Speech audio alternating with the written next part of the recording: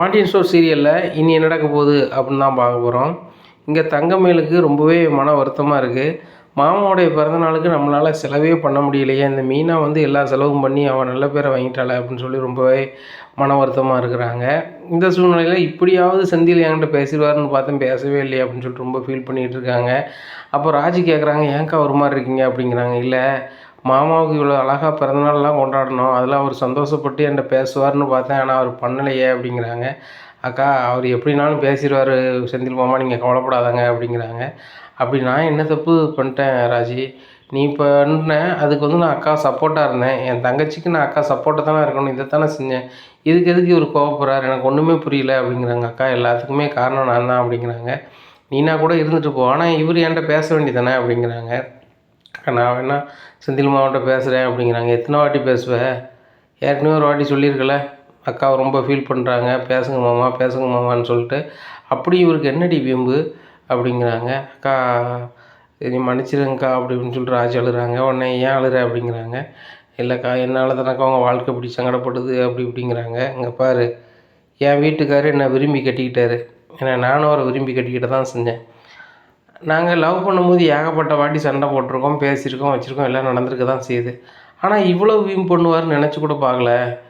மாமா தான் மனசை நான் கஷ்டப்படுத்திட்டேன் அப்படின்னு சொன்னால் மாமாவே என்கிட்ட பேசிட்டார். மாமா பேசின பிறகு இவருக்கு என்ன வந்துருச்சு? அவங்க அப்பாவை நான் அசிங்கப்படுத்திட்டேன், அவமானப்படுத்திட்டேன், துன்பப்படுத்திட்டேன், துயரப்படுத்திட்டேன், இவரு என்கிட்ட பேசாமல் இருக்கிறார, எவ்வளோ கடுப்பாக இருக்கும் எனக்கு அப்படிங்கிறாங்க. ராஜி ரொம்ப ஒரு மாதிரி இருக்கிறாங்க. சரி சரி, கவலைப்படாத, என் புருஷன் எனக்கு எப்படி பேச வைக்கணும்னு தெரியும், நான் ஐடியா பண்ணிக்கிறேன் விடு அப்படிங்கிறாங்க.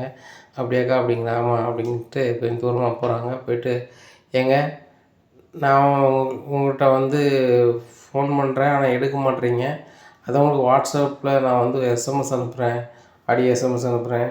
நான் உங்களை விட்டே போகிறேங்க, நீங்கள் நிம்மதியாக இருங்க, நீங்கள் பேசாத அந்த இடத்துல எனக்கு இருக்க விரும்பலை அப்படின்னு சொன்னோடனே செந்திலுக்கு ஒன்றுமே ஓடலை. செந்தில் ஒரு மாதிரி இருந்தோடனே, கதிர் என்னென்ன ஒரு மாதிரி இருக்குது அப்படிங்கிறாங்க.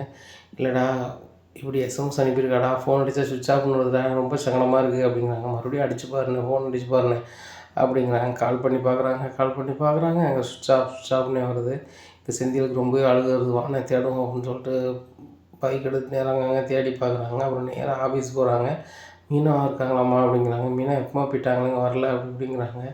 இதை கேட்டால் செந்தில் ரொம்பவே ஃபீல் பண்ணுறாரு. உடனே ஒரு இடத்துல நின்று அப்படியே அழுகிறாரு. அப்போ கதிர் கேட்குறாரு, என்ன மறுபடியும் கால் பண்ணி பாருண்ணே அப்படிங்கிறாங்க. உடனே கால் பண்ணுறாங்க. கால் போகுது. மீனா அப்படிங்கிறாங்க. நான் தான் அவங்க கூட வாழ்கிறது உங்களுக்கு பிடிக்கல, என்கிட்ட பேச தான் பிடிக்கலையே, அதான் நான் உங்களை விட்டு போயிடலான்னு இருக்கேன் அப்படிங்கும்போது, ஏன் மீனா அப்படி பேசுகிறேன், எங்கே இருக்க அப்படிங்கிறாங்க.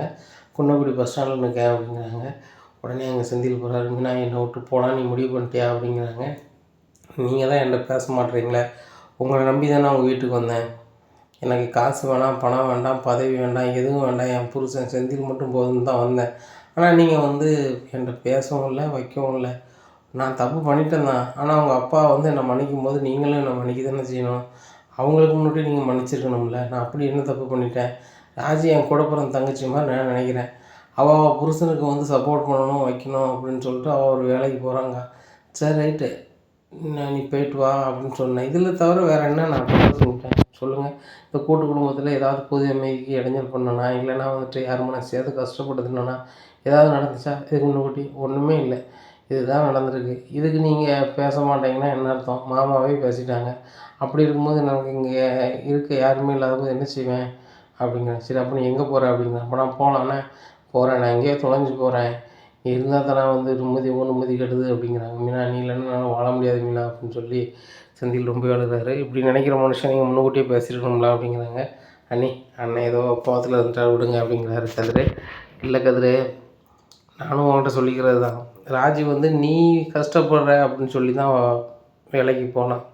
சரியா, அவளுடைய ஆசைபாசத்துக்கு அவள் வேலைக்கு போகல. அவள் ஏதாவது வாங்கிக்கணும், இல்லை சம்பாத்தியம் பண்ணணும் அப்படிங்கிறதுக்காக வேலைக்கு போகல. என் புருஷன் கதிர் கஷ்டப்படுறான், இரவுகள் பார்க்காம வேலை செய்கிறான், அவனுக்கு ரெஸ்ட்டே கிடைக்கல. வீட்டுக்கு வரும்போது கண் வலித்து வரான், அதுக்கப்புறம் நல்லா தூங்குறானான்னு பார்த்தா இல்லை, உடல் வலியிலேருந்து படுக்கிறான். அப்புறம் அவன் எழுந்திரிச்சு அப்படி படிக்க போகிறான், வேலைக்கு போகிறான்னு சொல்லிட்டு இப்படியே இருக்கானே, அவன் வாழ்க்கை நம்மளால் கஷ்டப்படுது அப்படின்னு சொல்லி ரொம்ப ஃபீல் பண்ணி தான் அவன் வேலைக்கு போகிறான். அதை நீ புரிஞ்சுக்கிட்டாம அவட்ட நீ பேசாமல் இருக்கிறது, இவர் ஏன்ட்ட பேசாமல் இருக்கிறது ரொம்ப கொடுமையாக இருக்குது. கொடுமையில் எது கதிரே தெரியுமா பெரிய கொடுமை? புருஷன் பொண்டாட்டிகிட்ட பேசாதது தான். மீதி யார் பேசலனாலும் தாங்கிக்கொள்ள முடியும். மாமா, அத்தை, அப்பா, அம்மா யார் பேசலனாலும் சரி ரைட்டு அப்படிங்கலாம். ஆனால் பார்ட்னர் வந்து நம்மகிட்ட பேசலை அப்படின்னா அப்படி ஒரு வாழ்க்கை வந்து ரொம்ப வெறுப்பாக இருக்கும். தலைமாட்டிலே இருந்துக்கிட்டு பேசலைன்னா அதை மாதிரி துன்பம் எதுவும் கிடையாது. தூரத்தில் இருக்கோம், பேசலை வைக்கலைன்னா ஏதோ ஒரு வருத்தம்ட்டு போயிடலாம். ஆனால் ஒன்றா இருக்கையில் பேசலைங்கும்போது அதை மாதிரி கஷ்டமோ துன்பமோ துயரமோ வேறு எதுவுமே கிடையாது. அவ்வளோ பெரிய மன உறுதியை கொடுக்கும் அது. நீ தயவுசெய்து கதிரு நீ வந்து ராஜிட்ட பேசப்பாரு அப்படிங்கிறாங்க. உன்னை செந்தில் சொல்கிறாங்க, மீனா நான் பண்ணதும் தப்பு தான் அப்படிங்கிறாங்க. உணர்ந்தா சரிதாங்க, நான் என்ன பண்ண முடியும் சொல்லுங்கள் அப்படிங்கிறாங்க. சரி மீனா வா போகலாம் அப்படிங்கிறாங்க. சரி நீங்கள் 2 பேரும் ஒரே பைக்கில் வந்திருக்கீங்க, இப்போ எப்படி நம்ம 3 பேரும் போகிறது அப்படிங்கிறாங்க. அண்ணே நீங்கள் 2 பேரும் போங்க, நான் நடந்து வரேன் அப்படிங்கிறாங்க. உடனே இல்லை தம்பி நீங்கள் போங்க அப்படிங்கிறாங்க. இல்லை நீங்கள் நடந்து போக வேண்டாம் அண்ணே, நீங்கள் போங்க, ராஜும் காலேஜ் போய்ட்டு வருவானோ அப்படி கூப்பிட்டு வந்துடுறேன் அப்படிங்கிறாங்க. ஓ ராஜை கூப்பிட்டு வரையா, சரி சரி அப்படிங்கிறாங்க. பஸ் ஸ்டாண்டில் ராஜுக்காக வெயிட் பண்ணுறாங்க. இந்த சமயம் ராஜி பஸ்ஸுக்கு இறங்கி வராங்க. சரி வா அப்படிங்கிறாங்க. எங்கே வர சொல்கிற அப்படிங்கிறாங்க. வீட்டுக்கு தான் அப்படிங்கிறாங்க.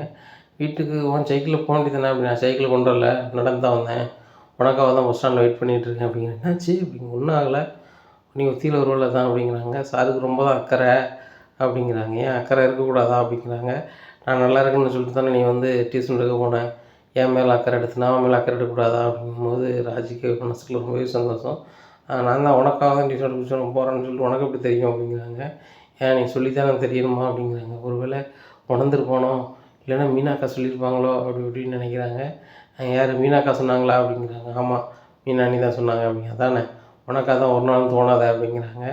இல்லை நான் இதை யோசிச்சு பார்க்கல, எங்கள் அப்பாவை நீ அசிங்கப்படுத்திட்ட, அவமானப்படுத்திட்ட, காயப்படுத்திட்டேன்னு தான் நினச்சிட்டு இருந்தேன் தவிர்த்து நீ எனக்காக வேலைக்கு போனதுக்காக தான் எங்கள் அப்பா மனசை கஷ்டப்படுத்தியிருக்க அப்படின்னு நான் ஒரு நிமிஷம் நினைக்கல. அண்ணி புரிய வைக்கும் போது தான் நினச்சேன். அண்ணி அண்ணன் பேசலைன்னு சொல்லிட்டு அது வந்து நான் இந்த ஊரை விட்டே போகிறேன் அப்படின்னு சொல்லி கிளம்பி போயிட்டு அப்படின்னு. என்னது மீனாக்கா கிளம்பி போயிட்டாங்களா அப்படிங்கிறாங்க. மீனா அண்ணி வந்துட்டாங்க, அதுக்கு முன்னாடி நாங்கள் வர பிடிக்கலன்னு சொல்லிட்டு ஃபோனை ஆஃப் பண்ணிட்டாங்க. அதான் நானும் அண்ணனும் ஒரே பைக்கில் தேடிட்டு இருந்தோம். குன்னக்குடி பஸ் ஸ்டாண்டில் அண்ணியை பார்த்துட்டோன்னா அண்ணியை வந்து அண்ணனோட ஏற்றி வச்சுருக்கேன். அதான் நான் நீ வருவல அந்த டயத்துக்கு நான் குன்னி பஸ் ஸ்டாண்டில் நின்றேன், சேர்ந்து போயிடலான்னு சொல்லிட்டு அப்படிங்கிறாங்க. ஓ இன்றைக்கி நிற்க தினம் வந்து நின்றுவியா அப்படிங்கிறாங்க. நிற்கணுன்னு தான் சொல்ல நான் வந்து நிற்கிறேன் அப்படிங்கிறாங்க. பார்க்குறேன் நாளைக்கு நீ வந்து நிற்கிறியா நான் பார்க்குறேன் அப்படிங்கிறாங்க. பாரு நாளைக்கு சைக்கிளோட வந்து நிற்பேன் அப்படிங்கிறாங்க. உடனே ராஜு மனசுக்குள்ள சிரிச்சுக்கிறாங்க. 2 பேரும் பேசிக்கிட்டே போகிறத பார்த்த ராஜுவோட பாட்டிக்கு பயங்கர சந்தோஷம். மாறி ஓடியா அப்படிங்கிறாங்க. என்னாச்சு அப்படிங்கிறாங்க. அங்கே பாருடி ஜோடி ஒருத்த பாரு, புருஷன் முன்னாடியும் பேசிக்கிட்டே சிரிச்சுக்கிட்டே வராங்க பாரு, எவ்வளோ அழகாக இருக்குது பாரு அப்படிங்கிறாங்க. அத்தை நல்லாயிருக்கு, சரி ஒரு ஒரு ஃபோட்டோ எடுத்துக்கலாம் அப்படின்னு சொல்லிட்டு 2 பேரும் ஒன்றாவது ஒரு ஃபோட்டோ எடுக்கிறாங்க. எடுத்து அக்கா வடுவக்கா அப்படிங்கிறாங்க. என்ன அப்படிங்கிறாங்க. ஃபோட்டோவை பாருக்கா அப்படிங்கிறாங்க. இதை பார்த்துட்டு அப்படி வடுவு சிரிக்கிறாங்க. 2 பேருமே நடந்து பேசிக்கிட்டே வராங்க, ரொம்ப சந்தோஷமாக இருக்காங்க. அது போக ஃபோட்டோ நல்லா வந்துருக்குலக்கா அப்படிங்கிறாங்க. ஆமாடி சூப்பராக வந்துருக்கு, எப்படி எடுத்தேன் அப்படிங்கிறாங்க. வாசலில் இருந்தால் எடுத்தேன் அப்படிங்கிறாங்க. நம்ம வீட்டு வாசல்லேருந்தே ரொம்ப தெளிவாக திருவிழா வர்றதை எடுத்துகிட்டே அப்படிங்கிறாங்க. நம்ம பொண்ணு நம்ம மாப்பிள்ளையும் வராங்க, தெளிவாக எடுக்க வேண்டாமக்கா அப்படிங்கிறாங்க. இப்படி பேசிகிட்டு இருக்கும்போது சக்தி வந்துடுறேன். என்ன செஞ்சிட்ருக்க செல்லில் அப்படிங்கிறாங்க. ஒன்றும் இல்லைங்க அப்படிங்கிறாங்க. ஒன்றும் இல்லையா செல்ல வேண்டாம் அப்படிங்கிறாங்க. அப்படின்னு சொல்லிட்டு ஏங்க என் செல்லு உங்களுக்கு இருக்குது அப்படிங்கிறாங்க. உடனே முத்துவேல் டே அவங்க செல்லு அவங்க வச்சுட்டு போகிறாங்க, இப்போ மில்லு வரைக்கும் போகணும் பார்ப்போம் அப்படிங்கிறாங்க. சரிண்ணே அப்படின்னு சொல்லிட்டு கிளம்பி போயிடுறாங்க. வடுவு சொல்கிறாங்க, நல்ல வேலை தப்பிச்சோம், இல்லைன்னா அவ்வளோதான், இது ஒரு பிரச்சனையாக போயிருக்கும் அப்படிங்கிறாங்க. ஆமாம் அப்படிங்கிறாங்க. இங்கே இவங்களோட பாட்டி வந்து பொண்ணு மாப்பிள்ளை பொருத்தம்லாம் ரொம்பவே சூப்பராக தான் இருக்குது. நம்மளே கூட பார்த்து கட்டி வச்சுருந்தா கூட இவ்வளோ அழகாக கட்டி வச்சுருக்க முடியாது. ஒரு நல்ல மாப்பிள்ளைன்னு சொல்லி ராஜிக்கு பார்த்தோம், அண்ணன் இவ்வளோ அழகாவாக இருந்தேன், என் பேர மாதிரி இவ்வளோ அழகாக இருக்கான் அப்படிங்கிறாங்க. உண்மையிலே அழகாக தான் இருக்காங்க 2 பேரும். என்ன 2 பேரும் படித்து கவர்மெண்ட் வேலைக்கோ இல்லை ஏதோ பெரிய அதிகாரி ஆகிட்டானா ரொம்ப பெருமையாக இருக்கும் அப்படிங்கிறாங்க. வேணாலும் பாரு அந்த கதிர் பெரிய அதிகாரி ஆயிடுவான், ராஜி ஆயிடுவான். ஏன்னா அவன் படிக்கும் போதே வேலைக்கு போய் தன் பொண்டாட்டியை காப்பாற்றணும், அக்கறையாக இருக்கணும்னு நினைக்கான். இதே மாதிரி பரீட்சை முடிஞ்சோன்னா ஒரு கவர்மெண்ட் வேலைக்கு போயிடுவான் பாரு அந்த பையன், ராஜியும் போயிடுவா. பெரிய அதிகாரி ஆனவுடனே ராஜுவோட அப்பனும் என் சித்தப்பனும் என் அம்மாவா பெரிய அதிகாரி ஆகிட்டா, என் மருமகன் பெரிய ஆளாயிட்டான்னு வேணான்னு சொல்ல தான் போகிறாங்க பாரு, ராஜி பிள்ளையே இந்த வீட்டில் விளாட தான் போகுது அப்படிங்கிறாங்க. அத்தை இந்த மாதிரிலாம் நடக்குமா அத்தை அப்படிங்கிறாங்க. ஏன்டி சந்தேகப்படுத, மாதிரி நடக்கும் அப்படிங்கிறாங்க. மாதிரி அப்படியே நடக்கும், உடவு நீ கவலைப்படாத அப்படிங்கிறாங்க. அத்தை அந்த மாதிரி நடந்தால் ரொம்ப சந்தோஷம்தான், அந்த நாட்களை எண்ணி தான் நான் இருக்கேன் அத்தை. இல்லைன்னா எனக்கு வாழறதுக்கே பிடிக்கல அத்தை. என் பொண்ணு போன அன்றைக்கே நான் போயிடலான்னு தான் பார்த்தேன். எங்கே போகிற அப்படிங்கிறாங்க. மேலே தான் அப்படிங்க. என்னம்மா அப்படி பேசுகிற அப்படிங்கிறாங்க. ஆமாம் அத்தை, எனக்கு அவள் இல்லை பிறகு எனக்கு யார் இருக்கா அப்படின்னு தோணுச்சு. ஆனால் வந்து இப்போ புருஷன் பொண்டாட்டின்னு ஏற்றாப்புலே இருக்காவா. ஐயாக்கிட்ட பேச முடியலனாலும் நம்ம நினச்ச நேரம் பார்க்க முடியுது என்ன. அது போக வந்து அவங்களுக்கு ஒரு பேரன் பேத்தியோ இல்லை ஒரு நல்ல வேலைக்கு போயிட்டாங்கன்னு வச்சுக்கோங்க, எனக்கு ரொம்ப பெருமையாக இருக்கும் அப்படிங்கிறாங்க. உனக்கு மட்டும் இல்லைக்கா, எங்களுக்கும் பெருமையாக தான் இருக்கும் அப்படிங்கிறாங்க மாதிரி. சாதாரண ஒரு ஃபோட்டோ எடுத்தது கூட அவர் பார்த்துருவார்னு நினச்சிட்டேன். பார்த்துருந்தா அவ்வளோதான் அப்படிங்கிறாங்க மாதிரி. இந்த ஃபோட்டோவை ஸ்டூடியோவில் கழுவிடணும் அப்படிங்கிறாங்க. அப்படியாக்கா சொல்கிற, சரி ரைட்டு வா போவோம் அப்படிங்கிறாங்க. இவங்க 2 பேரும் புறப்பட்டு போகிறாங்க. நேராக ஸ்டூடியோவில் போய் இதை கழுவி பெரிய ஃப்ரேம் பண்ணணும் அப்படிங்கிறாங்க. கழுவி அதை ஃப்ரேம் பண்ணுறாங்க. ஃப்ரேம் பண்ணிட்டு வெளில வராங்க. குமார் வந்துடுறாங்க. குமார் வந்தோடனே அது கையில் என்னதும்மா அப்படின்னு கேட்குறாங்க. அதில் ஒன்றுடா, எதனா உன்கிட்ட சொல்லணுமா அப்படின்னு சொல்லிட்டு மறைச்சி கொண்டு போயிடுறாங்க. ஓ, நீங்கள் சொல்லாட்ட எனக்கு தெரியாதா அப்படின்னு சொல்லிட்டு எங்கள் அம்மாவும் பெரியம்மா வந்தாங்களே, என்னத்தை கழுவிட்டு போகிறாங்க அப்படிங்கிறாங்க. அவங்க தங்கச்சியும் உங்கள் மாப்பிள்ளையும் உள்ள ஃபோட்டோவை கழுவிட்டு வராங்கன்னு. என் தங்கச்சி மாப்பிள்ளை ஃபோட்டோவை கழுவிட்டு வராங்களா அப்படிங்கிறாங்க. ஆமாம் அப்படிங்கிறாங்க. காமி அப்படிங்கிறாங்க. காமிக்கிறாங்க. அந்த ஃபோட்டோ ஃப்ரேம் அதில் இருக்குது. இதை ஃபோட்டோ எடுத்துக்கிறாரு. எடுத்துகிட்டு சரியான கடுப்பில் குமார் நேராக மில்லுக்கு போகிறாரு. மில்லில் அங்கே சக்திவேலும் முத்துவேலும் இருக்காங்க. அப்பா அப்படிங்கிறாங்க. என்ன அப்படிங்கிறாங்க. இதை பாருங்கப்பா அப்படிங்கிறாங்க. டேய் நீ லூஸாடா, அவங்க 2 பேருக்கு ஒரு ஃபோட்டோ எடுத்து வந்திருக்கு அப்படிங்கிறாங்க. நான் எடுக்கலப்பா. அவங்க 2 பேர் ஃபோட்டோவை ஃப்ரேம் பண்ணி அம்மாவும் பெரியம்மாவும் வாங்கிட்டு போகிறாங்க அப்படிங்கிறாங்க. என்னது, உங்கள் அம்மையும் உங்கள் பெரியம்மாவும் வாங்கிட்டு போகிறாங்களா அப்படின்னு சொல்லிட்டு. அண்ணா அப்படிங்கிறாங்க. என்ன அப்படிங்கிறாங்க. இந்த மாதிரி ஏற்று வீட்டுக்காரனும் ஓடி போன ஓடுகளையும் ஃபோட்டோவை வந்து ஸ்டூடியோவில் போய் அண்ணியும் மாரியும் கழுவி வாங்கிட்டு போயிருக்காங்க. குமார் தச்சையெல்லாம் அந்த கடைக்கு போயிருக்கான். அவன் அங்கேருந்து ஃபோட்டோ எடுத்து வந்திருக்கான் அப்படிங்கிறாங்க. இதை கேட்ட முத்துவேலுக்கு சரியான வயிறு எரியுது. நேராக வடுவுக்கு ஃபோன் அடிக்காங்க. வடுவு நீ என்ன நினச்சிட்ருக்க மனசில் அப்படிங்கிறாங்க. என்னங்க எடுக்காமல் இப்படி பேசுகிறீங்க அப்படிங்கிறாங்க. ஸ்டூடியோவில் போய் உன் மாப்பிளையும் உன் ஃபோட்டோவையும் வந்து கழுவி கொண்டு ஃப்ரேம் பண்ணி கொண்டாந்துருக்க அப்படிங்கிறாங்க. ஆஹா, இவருக்கு அப்படி தெரியும், குமார் அங்கே போனான்னு கேட்டான் போலையா அப்படின்னு சொல்லிட்டு, ஏங்க நான் எங்கே இது பண்ண போகிறேன் வைக்க போகிறேன் அப்படிங்கிறாங்க. அப்போ குமார் போய் சொல்லுதானா இல்லை ஸ்டூடியோக்காரன் போய் சொல்லுதானா அப்படிங்கிறாங்க. ஏங்க என் பொண்ணு மாப்பிள்ளை ஃபோட்டோவை நான் வைக்கக்கூடாதா அப்படிங்கிறாங்க. வைக்கக்கூடாது, இப்போ வாரேன், நீ அந்த வீட்டில் இருக்கிற வரைக்கும் சரியே கிடையாது, நீ பேசாமல் உங்கள் அண்ணன் வீட்டை பார்த்து போயிரு அப்படிங்கிறாங்க. ஆமாங்க, போயிருன்னு நான் எங்கே போவேன், என் புருஷன் வீடு தான் வீடு, அப்படி நான் போகணும் அப்படின்னு சொன்னால் எனக்குள்ள சீவனாம்சத்தை போடுங்க, நான் போகிறேன் அப்படிங்கிறாங்க. ஓ, அவ்வளோத்துக்குள்ளே வந்துட்டியா அப்படிங்கிறாங்க. ஆமாங்க, அவ்வளோத்துக்குள்ளே வந்துட்டேன். நான் இவ்வளோ காலமும் இந்த வீட்டுக்கு நான் வந்து நாயாக உழைச்சிருக்கேன். என்ன, நான் வந்து வெறுமனே அதுக்கு போகணும், எங்கள் அண்ணன் வீட்டுக்கும் போக தேவையில்லை, எங்கள் அம்மா வீட்டுக்கும் போக தேவையில்லை. நான் இந்த செட்டில்மெண்ட்டை வச்சு நான் என் தனியாக இருந்து நான் சாப்பிட்டுக்கிடுவேன். அதுபோக என் பிள்ளைய பார்க்கணும், நான் போய்க்கிடுவேன். யார்கிட்டையும் கேட்கணுன்னு அவசியம் கிடையாது. என் பிள்ளை போட்டாவை கூட கழுவி பார்க்க எனக்கு உரிமை இல்லைன்னா அப்படி ஒரு வீட்டில் நாயகம் இருக்கணும் அப்படிங்கிறாங்க. ஓ, என்னோட உன் பொண்ணு உனக்கு முக்கியமாக போச்சோ அப்படிங்கிறாங்க. ஏங்க சொன்னாலும் சொல்லாட்டிலும் உங்களோட என் பொண்ணு தான் முக்கியம், சரிங்களா? நீங்கள் என் பொண்ணு தான் முக்கியம், என் மாப்பிள்ளை தான் முக்கியம் அப்படிங்கிறாங்க. அப்போ நான் முக்கியம் இல்லை உனக்கு? 24 வருஷமாக உனக்கு வந்து சோறை போட்டு உன்னை வந்து ஒரு நல்ல மனுஷியாக பார்த்துக்கிட்டு வச்சுக்கிட்டு எல்லாம் இருந்ததுக்கு எனக்கு இது வேணும் இன்னும் வேணும் அப்படிங்கிறாங்க. ஏங்க நானும் அப்படி தாங்க உங்களை என் உயிராக நினச்சேன். நீங்கள் உங்கள் தம்பி மாதிரி கிடையாது, ரொம்ப பண்பாளராக இருப்பீங்க, பாசமாக இருப்பீங்க அப்படின்னு நினச்சேன். ஆனால் நீங்கள் ரொம்ப அரக்க கோணத்துக்கு வந்துட்டீங்க. ராஜியும் அவளுக்கு பிடிச்சமான மாப்பிள்ளையே கட்டிக்கிட்டா. இதில் வேறு எந்த தப்புன்னு இதில் நடக்கலை.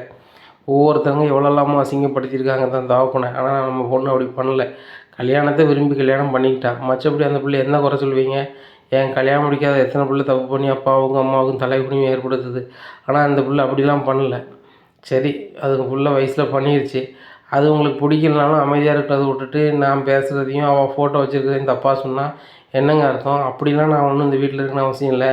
இப்போமே நானும் கிளம்பி போகிறேன். எனக்குள்ளே செட்டில்மெண்ட் வந்து 1 மாதத்தில் வந்திருக்கணும். அப்படி நீங்கள் தரலைன்னா நானும் ஒரு வக்கீல் பிடிச்சி உங்கள் மேலே கேஸ் போடுவேன் அப்படிங்கிறாங்க. ஓ, கேஸ் போடுறதளவுக்கு வந்துட்டியோ அப்படிங்கிற, நீ இருந்தால் தானே கேஸ் போடுவேன் அப்படிங்கிறாங்க. ஏங்க அந்தளவுக்கு ஆள் கிடையாது. நீங்கள் பெரிய குடும்பம்னா நாங்களும் பெரிய குடும்பம் தான். நாங்கள் நல்லா வசதியாக இருக்க போய் தான் வசதியான குடும்பத்தில் பொண்ணு எடுக்க நீங்கள் வந்து எடுத்தீங்க. நானும் குறைஞ்ச நகை போட்டு வரலை. என்ன, உங்களுக்குள்ள சுயமரியாதையும் உங்களுக்குள்ள துமுறும் எனக்கும் இருக்கும். நான் என்ன நம்ம புருஷன்கிட்ட மேய்த்து பேச வேண்டாம், வைக்க வேண்டாம், வாழ வந்து விட நினச்சி நிறைய நான் சவுட்டாக மதித்து போய்கிட்டுருக்கேன். ஆனால் நீங்கள் வந்து அதுக்கு மேலே நான் அது சுத்தம் இது சுத்தம்னு பண்ணியிருந்தீங்கன்னு நல்லது கிடையாதுங்க அப்படிங்கிறாங்க. இங்கே பாரு வடுவு, கண்டவங்கெல்லாம் பேச்சை கேட்டுக்கிட்டு நீ இப்படி பண்ணிகிட்டு இருக்காத அப்படிங்கிறாங்க. யார் பேச்சும் கேட்கணும்னு அவசியம் இல்லைங்க. என் மோளை பார்க்கணும் பேசணும், என் மருமகனை பார்க்கணும் பேசணும்னா நான் யார்ட்டையும் கேட்கணும் அவசியம் கிடையாது. நீங்கள் சொல்லுற மாதிரிலாம் நான் இருக்க முடியாதுங்க. ஏன்னா நீங்கள் இப்போ வரீங்களா வரீங்களான்னு தெரியாது. நான் அரை மணி நேரம் தான் அந்த வீட்டில் இருப்பேன். அதுக்கு மேலே கிளம்பி நான் போயிடுவேன். ஒரு வாடகைக்கு எங்கேயோ ஒரு வீடு எடுத்து இருப்பேன். ஆனால் அங்கேருந்து உங்கள் மேலே கண்டிப்பாக கேஸ் போகிறது உறுதி, என் செட்டில்மெண்ட் வாங்க போகிறது உறுதி அப்படிங்கிறாங்க. இந்த மாதிரி நான் கிளம்புறேன் அப்படிங்க. எங்கேக்கா போகிறீங்க அப்படிங்கிறாங்க. இல்லை நம்ம ஃபோட்டோ எடுத்து வந்து அவங்களுக்கு தெரிஞ்சுட்டு அப்படிங்கிறாங்க. என்னக்கா சொல்கிறேன், அது எப்படிக்கா தெரிஞ்சிச்சு அப்படிங்கிறாங்க. குமார் போனோம்ல, குமார் கேட்டு போய் நேராக முல்லை சொல்லிட்டானா அப்படிங்கிறாங்க. இவன் இந்த விளங்காத வேலையை தான் அவன் பார்ப்பான் அப்படின்னு சொல்லிட்டு குமாருக்கு பொண்ணு கேட்டு, விளங்காதவனை உனக்கு ஏன்னா இந்த வேண்டாத வேலை, நாங்கள் என்ன பண்ணோம் உனக்கு என்னடா அப்படிங்கிறாங்க. ஏம்மா ஏற்று வீட்டுக்காரங்களுக்கும் நம்மளுக்கும் ஆகாது, ஓடுகாலையும் அவன் போட்டவன் எதுக்குமா வச்சுருக்கீங்க, அதான் அப்பாட்ட போய் சொன்னேன், அப்பா வந்து பெரியப்பாட்ட சொன்னாங்க அப்படிங்கிறாங்க. ரொம்ப சூப்பராக இருக்குடா, இப்போ அவங்க பெரியம்மா அந்த வீட்டு விட்டே போகிறாங்கிறாங்க அப்படிங்கிறாங்க. போனால் போட்டும், நீங்களும் கூட போயிருங்க, நாங்கள் நிம்மதியாக இருந்துக்குவோம் அப்படிங்கிறாரு குமார். அப்படியா, என் வயிற்றில் உன்னை பெத்தன்னு நினைக்கும் போது ரொம்ப அசிங்கப்படுதேன், வேதனைப்படுதேன், துன்பப்படுதேன், துயரப்படுதேன்டா அப்படிங்கிறாங்க. இத்தனை போட்டு நான் எதுக்கு இந்த வீட்டில் இருக்கேன்னா, உனக்கு ஒரு கல்யாணத்தை முடிச்சு வச்சுட்டு நான் நிம்மதியாக போயிடலான்னு பார்க்குறேன். ஆனால் நீ அதுக்கும் அமையாது போல், நீ இப்படியே பண்ணிக்கிட்டு இருந்தேன்னா ஒரு காலமும் உனக்கு ஒன்றும் நடக்காதா அப்படிங்கிறாங்க. அவர் குமார் ஃபோனை வச்சுடுறாங்க. அக்கா நீ மட்டும் போகாத, நானும் வந்துடுறேன் அப்படிங்கிறாங்க. உடனே அவங்க வார்த்தை சொல்கிறாங்க. இங்கே பாருங்கள், நீங்கள் 2 பேரும் எனக்கு மாதிரி கோமதி இந்த வீட்டை விட்டு போயிட்டா வச்சுட்டான்னு நான் ஃபீல் பண்ணையில் நான் பார்த்து ஆறுதல் போட்டது கிட்டது நீங்கள் 2 மருமக்க மாதிரி தான். ஏன்னா நான் ஏசினாலும் பேசினாலும் என்னை அந்தளவுக்கு மரியாதை கொடுத்து அத்தன்னு பார்ப்பீங்க. வந்த நாள்லேருந்து இந்த நாள் வரைக்கும் எனக்கு மரியாதை நீங்கள் எந்த வகையிலுமே குறைக்கலை. என்ன மாறி ஏதாவது வாயில் பேசுவா, நீ அது கூட பேச மாட்ட படுவு. மற்றபடி வந்து நீங்கள் ரொம்ப தங்கமான மருமக்கமாரு. உங்களை விட்டுட்டு நான் மட்டும் இதுக்கு இந்த வீட்டில் இருக்கணும், வாங்க நம்ம 3 பேருமே போவோம் அப்படிங்கிறாங்க. உடனே சரியாத்த கிளம்புவோம் அப்படின்னு சொல்லிட்டு நேராக 3 பேருமே கிளம்பிடுறாங்க. ஒரு ஆட்டோ பிடிச்சி வீட்டில் வந்து பார்க்குறாங்க, யாருமே இல்லை. வீட்டு சாவி வேலைக்காரன்ட்டு இருக்குது. அம்மா தான் சாவியை கொடுத்துட்டு போனாங்க. அவங்க 3 பேருமே தனியாக போகிறாங்களாம். நீங்கள் வந்து வீட்டில் இருந்துப்பீங்களா அப்படிங்கிறாங்க. அண்ணா இங்கே பார்த்தியாண்ணா திமுறை பார்த்தியாண்ணா அப்படிங்கிறாங்க. ஆமாடா ரொம்பவே திமுறு வந்துருச்சு, இப்போ முதல்ல இவங்க எங்கே போயிருக்காங்கன்னு தெரியணும் அப்படிங்கிறாங்க. அவங்க செல்லில் சுவிட்ச் ஆஃப் பண்ணிடுறாங்க. அங்கே ஒரு வாடகைக்கு ஒரு புரோக்கரை பார்த்து குன்னக்குடியில் ஒரு இடத்துல போய் வாடகைக்கு தங்கிடுறாங்க. இந்த சூழ்நிலை ஊரை தேடி அலைதாங்க, காங்கலை. அப்போது ராஜிக்கு அவங்க அம்மா நடமாட்டமே இருந்த மாதிரி இல்லையா அப்படின்னு சொன்னோன்னே, சித்தப்பா எங்கள் அம்மாவோ சித்தியோ பாட்டியோ யாருனோட நடமாட்டம் இல்லையே அப்படிங்கிறாங்க. நானும் அப்படி தான் நினைக்கிறேன், எங்கே இருக்காங்கன்னு பார்ப்போம் அப்படின்னு சொல்லிட்டு நேராக வீட்டுக்குள்ளே போகிறாங்க. ஒன்னியாராக வீட்டுக்குள்ள விட்டா அப்படிங்கிறாரு சக்திவேல். உடனே என் வீட்டுக்குள்ளே வரதுக்கு யார்கிட்ட கேட்கணும் அப்படிங்கிறே, இந்த வீட்டில் உள்ள பொம்பளை ஆளுகளை பூரா நீ வந்து தான் வெளியே அனுப்பி விட்ட, இப்போ நீ வந்து எங்களையும் வெளியே அனுப்பலான்னு நினைக்க அப்படிங்கிறாங்க. என்னென்ன சொல்கிற அப்படின்னா, இன்னொன்னே சொல்கிறேன், உனக்கு தெரியாமல் எப்படி நடந்திருக்கும், 3 பேர் வீம்புக்கு வீடு விட்டு வெளில போயிட்டாங்க, நாங்கள் தனியாக இருந்துக்கிறதுன்னு சொல்லிட்டு இப்போ எங்களை தனியாக இருக்க வச்சுட்டாங்க, இவன் சமையலுக்குலாம் வேலை பார்க்க வேண்டியிருக்கு அப்படின்னு என்னென்ன சொல்லிகிட்டு இருக்க, அண்ணிமாரை காங்கலன்னா அம்மாவை காங்கலாம் நீங்கள் தேடணும், இப்படி உட்காந்து பேசிகிட்டு இருக்க அப்படிங்கிறாங்க. டேய் அவங்களால அந்த வீட்டுக்கு அசிங்கம் தான்டா, உன்ன மாதிரி உங்கள் அக்கால மாதிரி, அதனால் வந்து அவங்கள நான் வீட்டுக்குள்ளே எடுக்க போகிறது கிடையாது, நீ வெளியே கிளம்பும் முதல்ல அப்படின்னுட்டு இருக்காங்க. உடனே போனேன், இந்த வீட்டில் எவன் இருப்பான், அம்மாவும் அண்ணி இருக்கான்னு வந்தேன் அப்படின்னு சொல்லிட்டு வெளில வந்துடுறாங்க. வந்து ராஜிட்ட சொல்கிறாங்க, உங்கள் அம்மாவும் உங்கள் சித்தியும் உங்கள் பாட்டியும் இந்த வீட்டில் இல்லை, இவங்ககிட்ட சண்டை போட்டு எங்கேயோ போயிட்டாங்க போல அப்படிங்கிறாங்க. என்ன சித்தப்பா சொல்கிறீங்க அப்படிங்கிறாங்க. ஆமாம் என்னன்னு தெரில அப்படிங்கிறாங்க. உடனே ராஜி ரொம்பவே ஃபீல் பண்ணிகிட்ருக்காங்க. இந்த சூழ்நிலையில் பழனி கடைக்கு போயிடுறாரு. கழனி கடையில் இருக்கிறாரு. இந்த சூழ்நிலை டெலிவரி பண்ண ஒரு இடத்துக்கு போகிறாங்க. அங்கே வாடகைக்கு இருக்காங்க. இதை பார்த்தோன்னே, ஏம்மா எவ்வளோ பெரிய வீட்டில் இருந்தால் அண்ணி, நீங்களாம் எவ்வளோ பெரிய பணக்காரங்க, நீங்கள் 2 அண்ணியுமே இப்படி வந்து ஒரு 2 ரூமில் நீங்கள் வந்து இருக்கணுமா அப்படிங்கிறாங்க. இங்கே பாரு பழனி, எனக்கு சுயமரியாதை தான் முக்கியம், அவங்க நான் பெரிய பணம் வச்சுருக்கேன் அப்படி இப்படின்னு பண்ணிகிட்ருக்காங்க, இது சரி கிடையாது, ஓவராக பண்ணிகிட்ருக்காங்க. ஏன் ராஜியும் மாப்பிள்ளை கதிரும் ஒன்றா வந்தாங்க, அதை ஃபோட்டோ பிடிச்சி நாங்கள் பார்த்தோம், அது தப்பு. இப்போ அதை ஃபோட்டோவை கழுவி நாங்கள் வச்சுருக்கோம், அதை ஒரு பெரிய குத்தம்னு சொல்லுதாங்க. இப்படி இருக்கவங்கள்ட்ட இருக்க முடியாதுன்னு சொல்லிட்டு தான் நாங்கள் தனியாக வந்துட்டோம். இப்போ நாங்கள் 2 பேருமே மெயின்டெனன்ஸ் கேஸ் போடணும், அதுக்கு ஒரு வக்கீலை பார்த்து உடுப்பியே விட மாட்டியா அப்படிங்கிறாங்க. உடனே அவனுக்கு மேலே கேஸ் போட்டதெல்லாம் போடுங்க, அப்படின்னா தான் அவனை சரி வரணும் அப்படின்னு சொல்லிட்டு ஒரு வக்கீல் அட்ரஸை கொடுக்காங்க.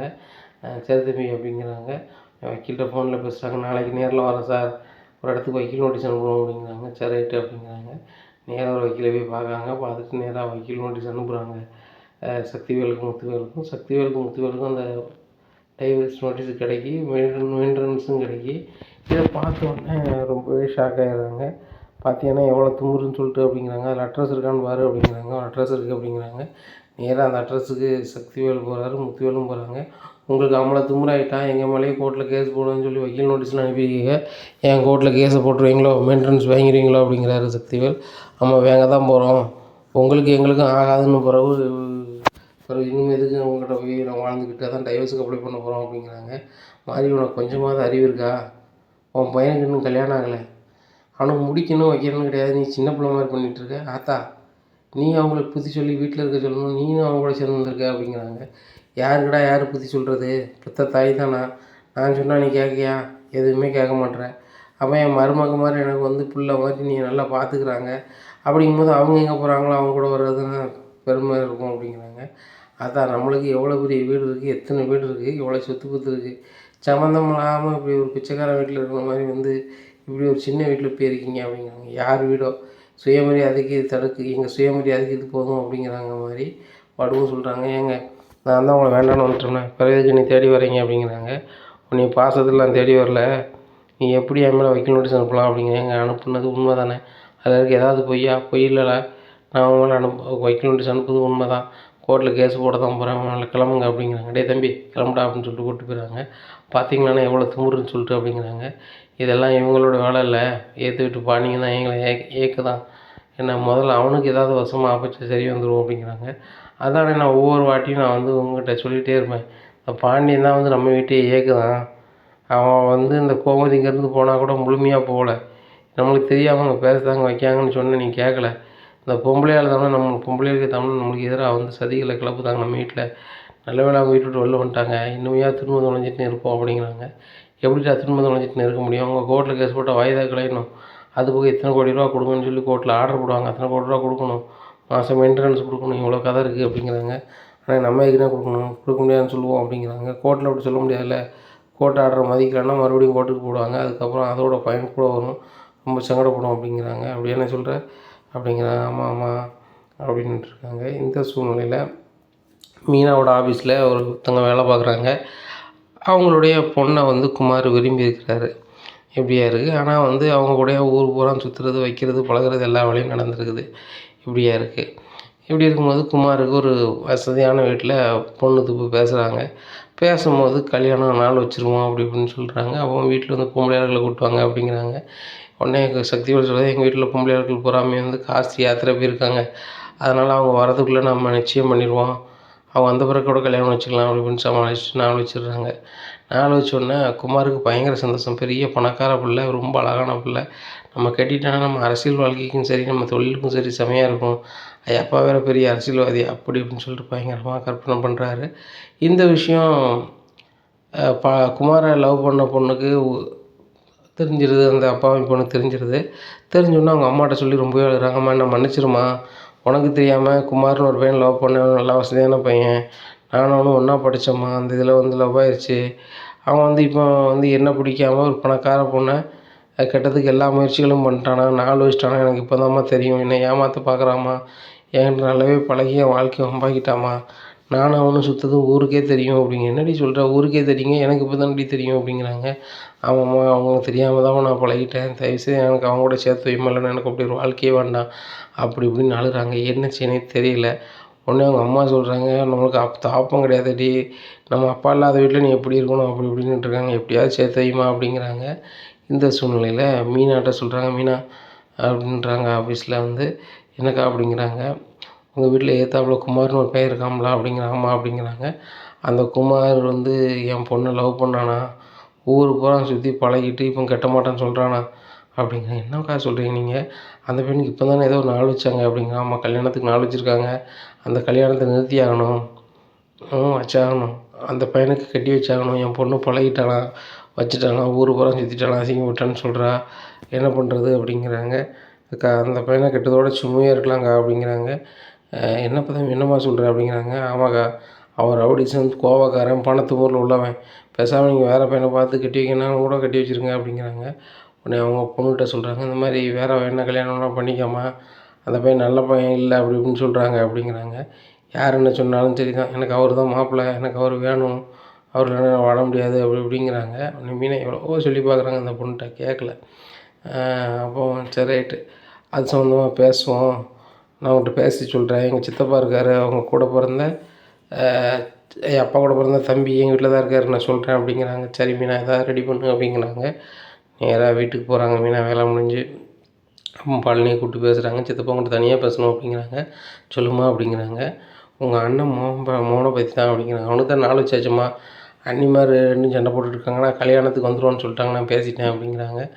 சரி சித்தப்பா, அதை பற்றி ஒன்றும் இல்லை, இப்போ ஒரு விஷயம் உங்கள்கிட்ட சொல்லணும் அப்படிங்கிறாங்க. என்ன அப்படிங்கிறாங்க. உங்கள் பையன் அண்ணன் பையன் இருக்கார்ல குமார் அப்படிங்கிறாம்மா அப்படிங்கிறாங்க. அவன் வந்து ஒரு அப்புறாணி பொண்ணுகிட்ட பழகியிருக்காங்க. பழகிட்டு அந்த பிள்ளைய லவ் பண்ண வைக்கணும்னு ஊர் பூரா சுற்றிருக்காங்க. இப்போ இன்னொரு வசதியான பொண்ணு வந்தோடனே அந்த பொண்ணை வேண்டான்னு சொல்கிறாங்களா. அந்த பொண்ணு வந்து ரொம்ப ஃபீல் பண்ணிக்கிட்டு நான் வாழவே பிடிக்கலன்னு வெறுப்பில் இருக்குது. அதனால் அந்த பொண்ணை எப்படியாவது சேர்த்து வைக்கணும், நீங்கள் அவங்க அண்ணன் மகன்கிட்ட பேசுங்க அப்படிங்கிறாங்க. நேராக குமார்கிட்ட போய் பேசுகிறாங்க. டேய் குமார் அப்படிங்கிறாங்க. சொல்லுங்க சித்தப்பா அப்படிங்கிறாங்க. என்ன இந்த பொண்ணு உனக்கு தெரியுமா அப்படிங்கிறாங்க. என்ன சித்தப்பா உங்களுக்கு எப்படி தெரியும் அப்படிங்கிறாங்க. அந்த பொண்ணு நீ இல்லைன்னா செத்துரும் வச்சிரும்னு பேசுதான், அதனால் ஒழுங்கு மரியாதை கட்டுடா அப்படிங்கிறாங்க. இல்லை சித்தப்பா சரி வராது, அது கஷ்டப்பட்ட பொண்ணு, இது உனக்கு வசதியான பொண்ணு, என் அரசியல் அதிகாரமும் எதிர்காலம் நல்லாயிருக்கும், தொழில் பண்ணதுக்கோ பிஸ்னஸ் பண்ணதுக்கோ எதுக்குனாலும் ஆகும், அது ஆகாதில்ல அப்படிங்கிறாங்க. இது தெரிஞ்சுலாம் நீ பழகிருக்கணும். லவ் பண்ணதுக்கு ஒருத்தி கல்யாணம் முடிக்கிறதுக்கு ஒருத்தியா அப்படிங்கிறாங்க. பணக்காரங்க வாழ்க்கையில் ஜாகிரதை தானே சித்தப்பா, நீங்களும் வாங்க, உங்களுக்கு இதே மாதிரி வாழ்க்கை அமைய தான் செய்யும் அப்படிங்கிறாங்க. இங்கே பாரு, இப்படி நேர்மையாச்சு வாழ்க்கை எனக்கு சித்தப்பா வேண்டாம், நான் சொல்லுதேன் கேளு, ஒழுங்கு மரியாதை அந்த பிள்ளையை கட்டலாம் நல்லா இருக்காது அப்படிங்கிறாங்க. இது யார் சித்தப்பா உங்கள்கிட்ட சொன்னா அப்படிங்கிறாங்க. மீனா பிள்ளை தான் சொல்லுச்சு. அந்த பிள்ளையோட அம்மா வந்து மீனா ஆஃபீஸில் வேலை பார்க்கும் போல் அம்மா வந்து சொல்லி விட்ருக்காங்க மீனாட்ட, எப்படியாவது பேசி சேர்த்து வைங்கன்னு சொல்லிட்டு. அதனால தான் வந்து பேச வந்தேன். பேசாமல் அந்த பிள்ளையை கட்டிடுவோம்டா, அந்த 4 வச்ச பிள்ளைய வேணால் கல்யாணத்தை நிப்பாட்டிடுவோம், நான் வேணால் சொல்லிடுறேன் உங்கள் அப்பாட்ட அப்படிங்கிறாங்க. நீங்கள் சித்தப்பா எங்கள் அப்பாட்ட சொல்கிறது, நான் சொல்லிடுறேன் இந்த 4 வச்ச பிள்ளை தான் கட்ட போகிறேன், நான் காதலிச்ச பொண்ணு எனக்கு கட்ட போகிறதுக்கு இல்லை, எனக்கு அது பிடித்தமும் இல்லை அப்படிங்கிறாங்க.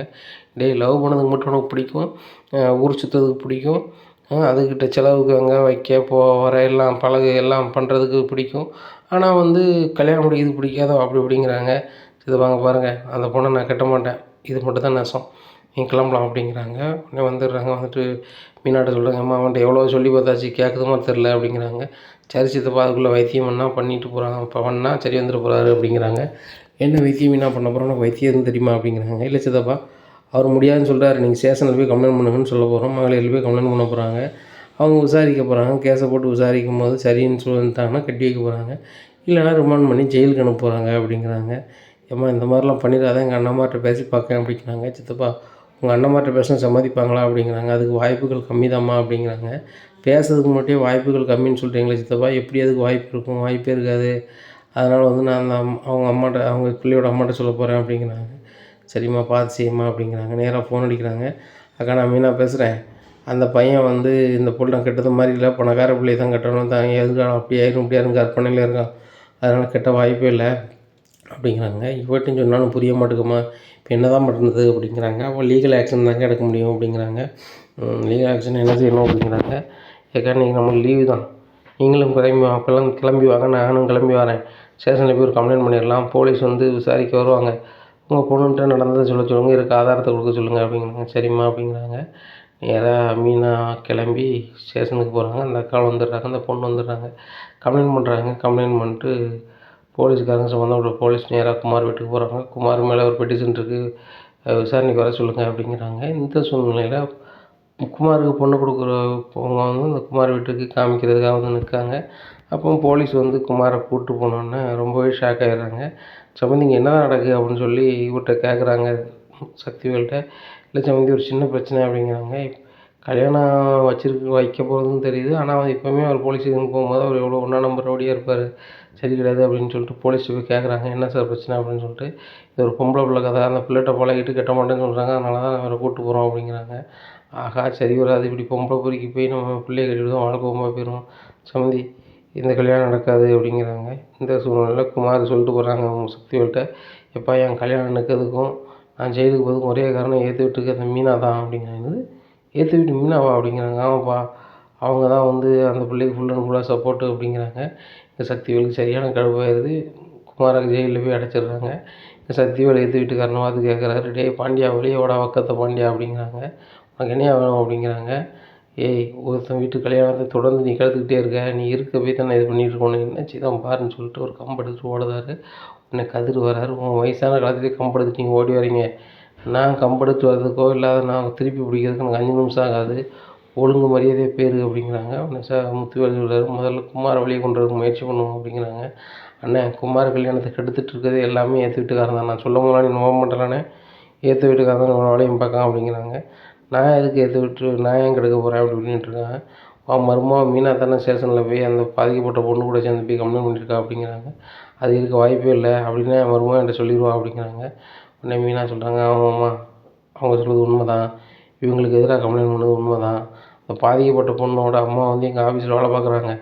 அவங்க தான் வந்து சொன்னாங்க, இந்த மாதிரி நான் கஷ்டப்பட்ட ஆள் அப்படிங்கிறனால அந்த பொண்ணை அந்த பையன் கட்டாமல் வேறு பொண்ணை கட்ட போகிறாங்க, அவங்க பேர் சட்டப்படி நடவடிக்கை எடுக்கணும்னு சொன்னாங்க. ஸ்டேஷனுக்கு போகணும்னு சொல்லும்போது கூட போனோம்மா அப்படிங்கிறாங்க. ஏம்மா இதை முதல்ல சொல்லலை அப்படிங்கிறாங்க. இந்த விஷயம் பழனி சித்தப்பாவுக்கு தெரியும் அப்படிங்கிறாங்க. அவன் பெரிய மனுஷன், அவனுக்கு மட்டும் தெரிஞ்சால் போதுமா அப்படின்னு சொல்லிட்டு, பழனி அப்படிங்கிறாங்க. என்ன மச்சான் அப்படிங்கிறாங்க. என்ன மச்சான் நடந்த விஷயத்தை என்கிட்ட சொல்லணுங்களா? மீனா போய் ஸ்டேஷனில் போய் கம்ப்ளைண்ட் பண்ணியிருக்கா, ஏற்று வீட்டுக்காரன்னு ரிமாண்ட் பண்ணியிருக்காங்க. இப்போ ஏற்று வீட்டிலேருந்து என்ன சொல்லுதாங்க, ஏற்று வீட்டுக்காரங்க போய் வந்து என் பையனை உள்ளே வச்சுட்டாங்க போயிட்டாங்கங்கிறாங்க. அப்படிங்கும்போது என்கிட்ட ஒரு வார்த்தை சொல்ல வேண்டாமா அப்படிங்கிறாங்க. சாரி மச்சான் அப்படிங்கிறாங்க. என்னடா சாரி மச்சான் புரி மச்சான்னு கிடக்க, இப்போ ஏற்று வீட்டில் நானில் அசிங்கப்படுறேன் அப்படிங்கிறாங்க. ஏய் உங்கள் நடிப்பு இல்லாமல் நிப்பாட்டு, என் பையன் மட்டும் குமார் ஜெயிலேருந்து வெளியே வந்துக்கிட்டோம், அதுக்கப்புறம் உங்கள் வீடு இருக்க மாட்டோம், வீடு இருக்காது, இந்த பாண்டியன் குடும்பம் இருக்காது அப்படிங்கிறாங்க.